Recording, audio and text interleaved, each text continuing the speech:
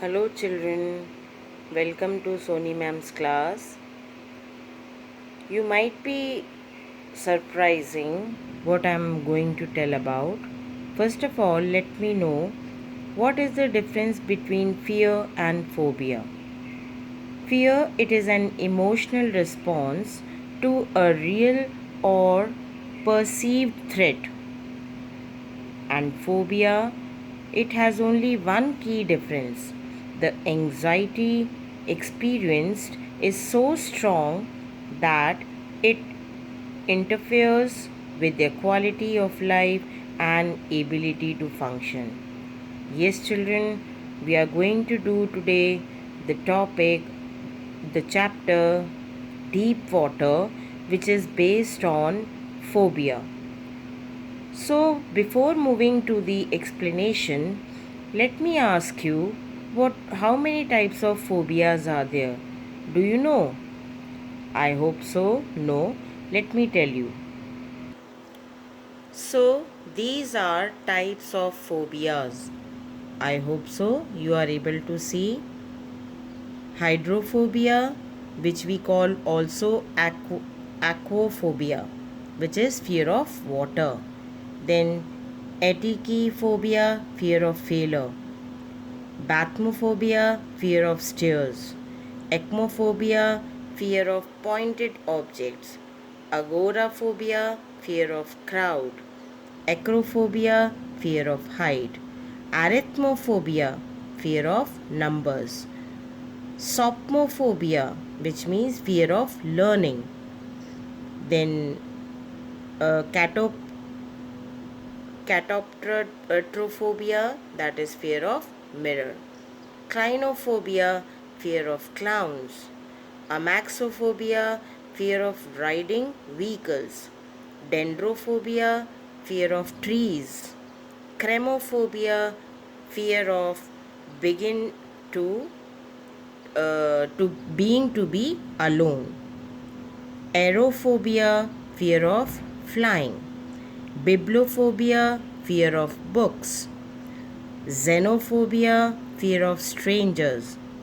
Hemophobia, fear of blood. Glossophobia, fear of public speaking. So like that, there are number of phobias which we face in our life. In this chapter, the phobia, that is hydrophobia or aquaphobia, we will talk about the writer's feeling and experience. Deep Water, written by William Douglas. The introduction. The excerpt is an autobiographical account of writer and narrator which left an indelible impression on his mind. All details, particularly the feelings of fear, remained ached on his mind for years together. Later, he made a deliberate effort to shake off the terrifying memory and to get over the phobia of water.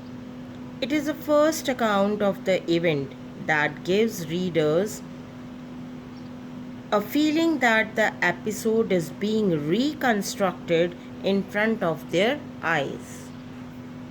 About the author, William Douglas was born in Maine, Minnesota. He lost his father when he was only 6. His mother faced great hardships in raising him. Being afflicted by polio in his youth, he took to hiking to strengthen his legs. He later reported this to be the source of his lifelong love for the outdoors. He taught for the years in a high school in Yakima but decided to pursue a career in law. He chanced to meet Franklin D. Roosevelt and became a friend and advisor to him. He served as an assistant justice of the Supreme Court of the USA for 36 years, the longest serving justice in the history of the Supreme Court. To commemorate his contribution to environment, a popular walking trail in Washington has been named William Douglas National Park. Now, let's have a conceptual understanding about the chapter. Douglas' childhood experience. Dislike for water started at the age of 3 or 4 years when he went to beach of California with his father. He terrified when waves knocked him down and swept over him. YMCA pool, full form of YMCA, Young Man Christian Association in Yakima offered the opportunity for swimming. It was safe because the drop was gradual, 3 to 4 feet at the shallow ends and 9 feet at the other. Yakima River dangerous.